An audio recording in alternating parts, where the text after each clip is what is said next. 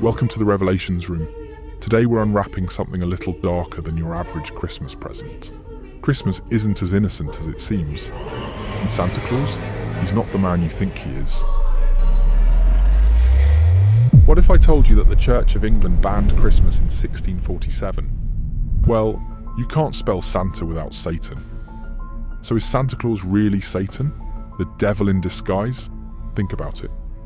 Do you really believe people just made up a story about a £350 man stuffing himself down your chimney? Number. The World Book Encyclopedia admits that this concept originated from the Norse legend of Hertha, a so-called goddess who would appear in fireplaces to bring good luck to the home. A devilish spirit could easily pass through a chimney in a fireplace. Right, and it doesn't stop there. Druid homeowners would leave treats, milk and pastries to appease this god who came down their chimneys. Sound familiar? That's right, it's all about worship. Even today, many countries leave milk and food before their idols. Now let's talk about stockings, leaving them out for Santa. This tradition is eerily similar to witchcraft practices, where socks or personal items are used in spells to target the victim. Just like how kids were told to leave teeth out for the tooth fairy. It's the same trap, so yes, Santa will leave you some great gifts in your stockings, for sure. Oh, and here's the kicker.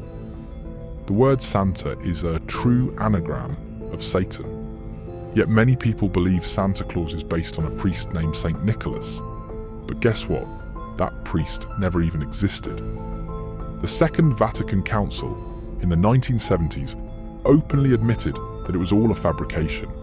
And don't forget, people used to call the devil Old Nick. They're rubbing it right in your face. Some speculate this nickname comes from German and Scandinavian words starting with Nick, which were used for dangerous supernatural creatures. So who's really coming down your chimney this Christmas? We all know Santa Claus, the rosy cheeks, the jolly belly, the merry ho-ho-ho echoing down the smoke shaft. He's the perfect embodiment of kindness and joy. But what if I told you that Santa has a shadow? A dark, twisted one. His name is Krampus, the demon of Christmas. The punishment is opposite to Santa's reward. Now let's talk about a version of Santa that you definitely didn't hear about as a kid.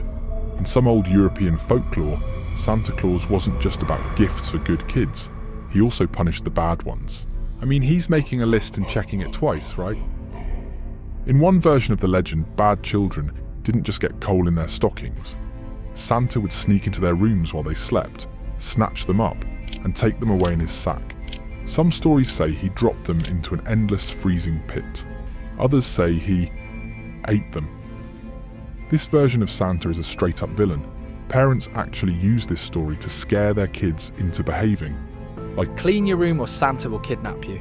Imagine being 7 years old and hearing that. And finally back to Krampus. This terrifying figure from European folklore is Santa's evil match. The Krampus legend was passed down through generations in Germany, Austria, and other alpine regions. Parents would use the story to scare children into behaving. Be good or Krampus will come for you.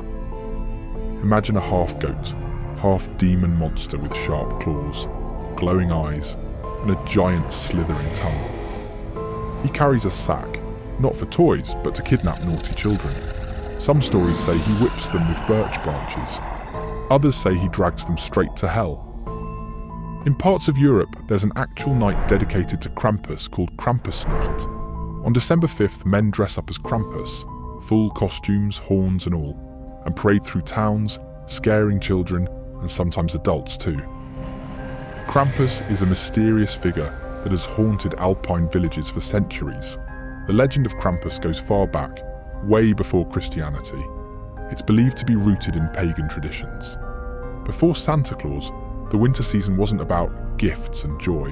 It was about survival, darkness, and the unknown. Krampus likely emerged as a representation of the Wild Hunt, a group of ghostly figures led by a horned spirit who roamed the forests during the solstice. These spirits punished the wicked and dragged them into the underworld. Eventually, as Christianity spread, these pagan traditions were absorbed and twisted. The Wild Hunt became Krampus, the dark spirit of Christmas. Hark, how the bells street silver 2015, Krampus went mainstream with the film Krampus, a chilling holiday horror movie. The story follows a dysfunctional family who loses their Christmas spirit, and when they do, Krampus comes to punish them. It's a terrifying mix of dark humour and pure horror. The movie taps into what makes Krampus so terrifying. He's not just a monster, he's a force of punishment, a reminder that Christmas isn't about getting, it's about giving. And when you forget that, Krampus comes to collect. Why Krampus matters. In today's world, the legend of Krampus feels more relevant than ever. We've turned Christmas into a commercial frenzy, forgetting kindness, togetherness, and generosity. Krampus isn't just a scary story, he's a warning. To understand how elves became Santa's workshop crew, we have to travel back, way back, to the icy forests of ancient Scandinavia. In Norse mythology, elves weren't making toys, they were these mystical, otherworldly beings called the Alfar. And get this, they weren't all nice. They were the dark elves. They lived underground in the shadows, and they weren't exactly bringing good vibes. Think sickness, misfortune, and oh yeah, they might just curse you if you pissed them off. Farmers back then were like, "We're not taking any chances." So they'd leave food offerings, bread, ale, even milk, at these special elf stones. No offerings this year. You might wake up to dead livestock or a random disaster. Cozy, huh? There was this legend about changeling children. Dark elves were said to steal human babies and replace them with their own sickly, deformed offspring. Families would go to insane lengths to protect their kids, like putting iron in cribs. But imagine waking up one day and realizing, oh no, my baby is gone. Well, Merry Christmas. Fast forward to the Victorian era, when everything got a little vanilla. People were obsessed with fairies and mythical creatures, but they turned these once scary beings into whimsical, tiny helpers. This is when elves started becoming more playful and less. I'm going to curse your entire bloodline. And here's the kicker. This shift wasn't just about folklore, it reflected the times. Victorian England was all about cozy family traditions and industrial progress. So of course the elves became tiny, harmless workers, perfect for making toys in Santa's factory. In the late 1800s, American illustrators like Thomas Nast sealed the deal. Nast's drawings showed Santa at the North Pole, surrounded by busy little elves building toys. It was the Industrial Revolution, so this idea of small, tireless workers just clicked. And the colours? Red and green. Iconic. Suddenly elves weren't scary, they were adorable. Mischievous, sure, but not Kidnap your baby. mischievous. So by the time we hit the 20th century, elves were everywhere. These little guys became the symbols of holiday magic. It's the holidays, and while everyone else is talking about jingle bells and ugly sweaters, I'm here to talk about mushrooms. You heard me right. Not just any mushrooms, Amanita muscaria. You know, those cute red and white ones you see in fairy tales, video games, and, well, Santa's aesthetic? Turns out they might be the secret ingredient behind the Christmas magic we all grew up with.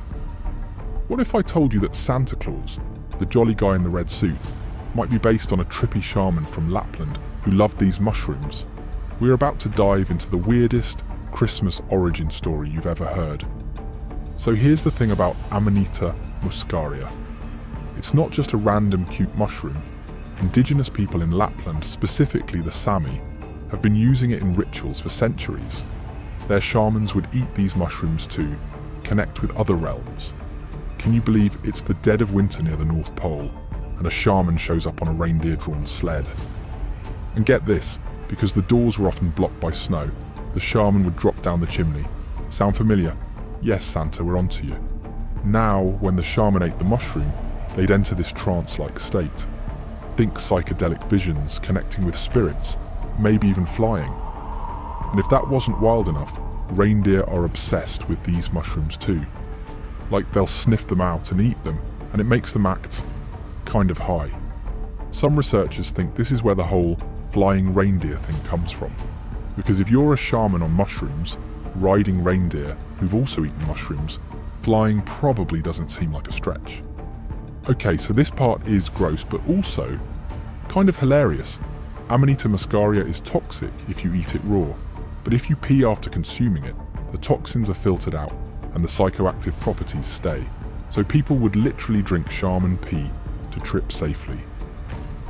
I know. Merry Christmas. Even weirder, reindeer would follow people trying to drink their pee just because they wanted to get mushroom effects too. Santa, are you okay? So let's connect the dots here. We've got a shaman from Lapland dropping down chimneys, riding mushroom-loving reindeer, and bringing back gifts from the spirit world. The red and white mushroom, literally what Santa's outfit looks like. The flying totally checks out if you're on psychedelics. I'm just saying, Santa Claus might be actually a shroom-loving guide, and I'm here for it. In Sami culture, the shaman wasn't just some trippy amateur. He was a healer, a guide, someone who helped people reflect on their lives. What if we embraced that side of Christmas? Stay good, stay kind, and watch your back this Christmas. We think we know Christmas, the stockings hung, the glowing trees, the merry old man in red.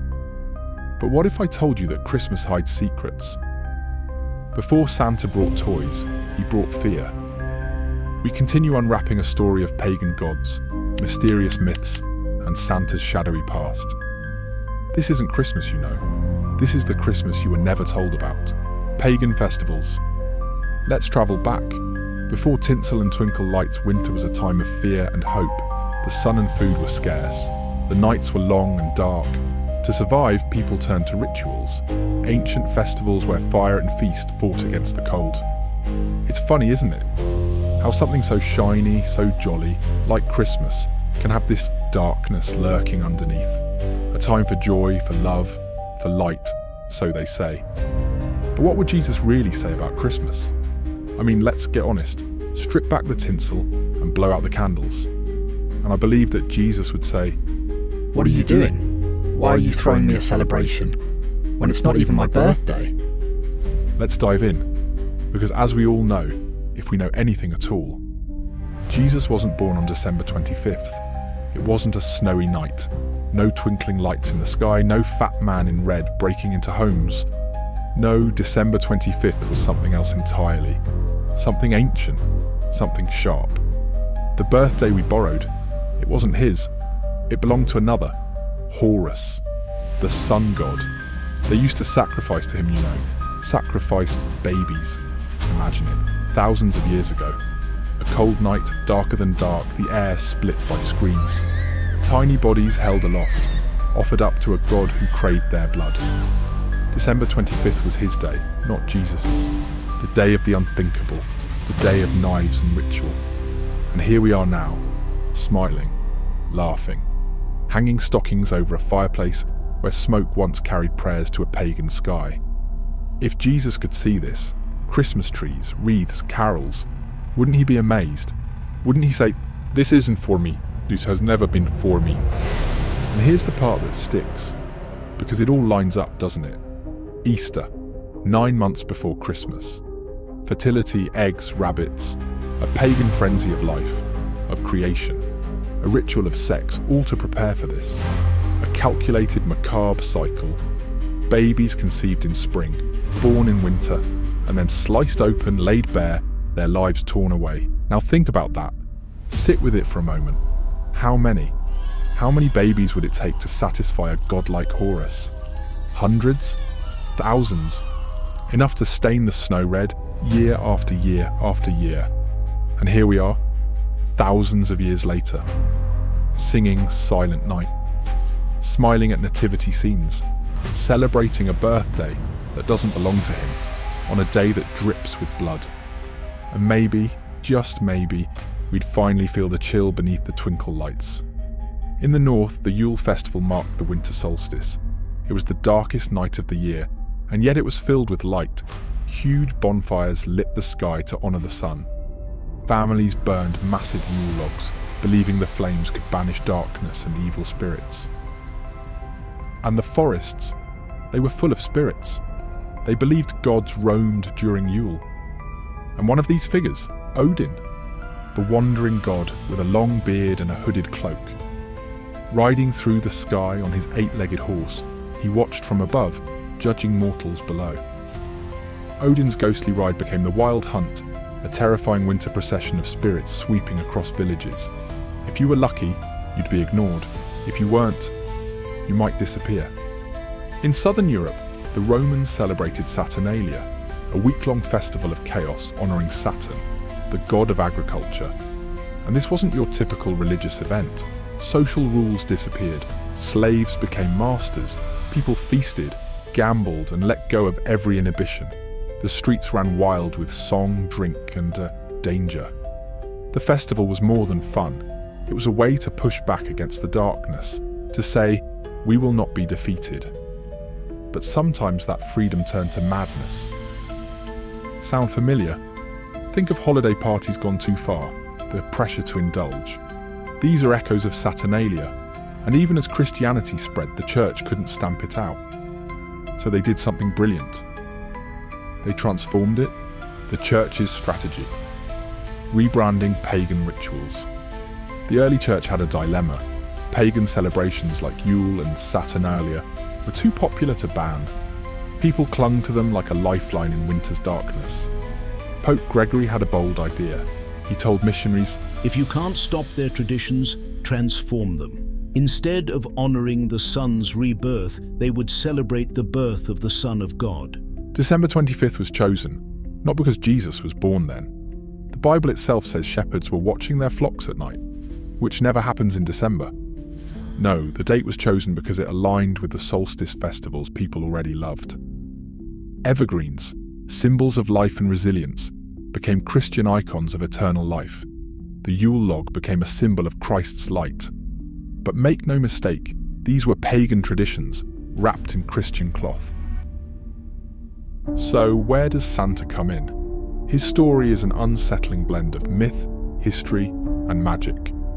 We start with Saint Nicholas, a 4th century Christian bishop known for his kindness and gift-giving. His legend spread, but in northern Europe, it fused with something ancient.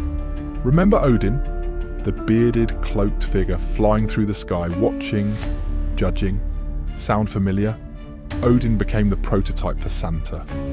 In medieval Europe, Santa's cheerful side emerged, but his darker counterpart, his shadow, never disappeared. Christmas today looks joyful and bright, but if you look closer, the shadows remain. The overeating, the pressure to indulge, that's Saturnalia. The evergreens, the Yule log, that's pagan survival magic. And Santa, he's still watching, isn't he? Naughty or nice, judgment still lingers. His shadow, the Krampus, remains, even if we pretend he's gone. Ho, ho, ho, and Merry Christmas! Don't forget to check the chimney. Like, subscribe, and stay curious.